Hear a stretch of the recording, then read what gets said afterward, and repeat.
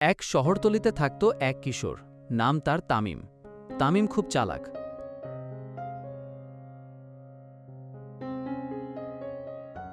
তবে মাঝে মাঝে বেশি চালাকি দেখাতে গিয়ে বিপদে পড়ত। সে ভাবত ছোটখাটো মিথ্যা বললে কিছু হয় না।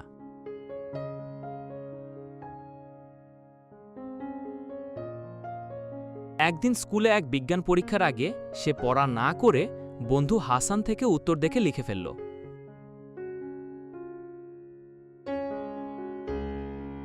পরীক্ষার রেজাল্টে সে সবার উপরে, সবাই প্রশংসা করল, এমনকি শিক্ষকও।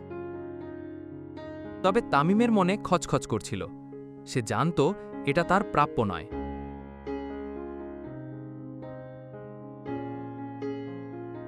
একদিন শিক্ষক ক্লাসে বললেন, একটা গল্প বলি তোমাদের। একজন ছাত্র জালিয়াতি করে প্রথম হয়েছিল। সবাই তাকে বাহবা দিয়েছিল, কিন্তু একসময় সে যখন বাস্তবে কিছু পারল না, তখন লজ্জায় ডুবে গেল। স্যার তাকিয়ে বললে, তোমরা কি বোঝো এই গল্প থেকে?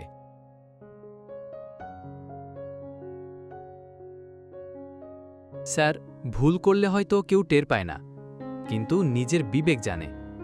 আমি স্বীকার করছি, আমি পরীক্ষায় অন্যেরটা দেখে লিখেছিলাম। আমি লজ্জিত। পুরো ক্লাস স্তব্ধ।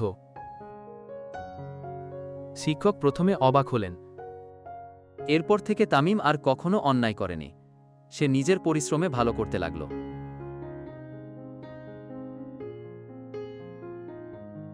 সবার চোখে সে সত্যিকারের নায়ক হয়ে উঠল।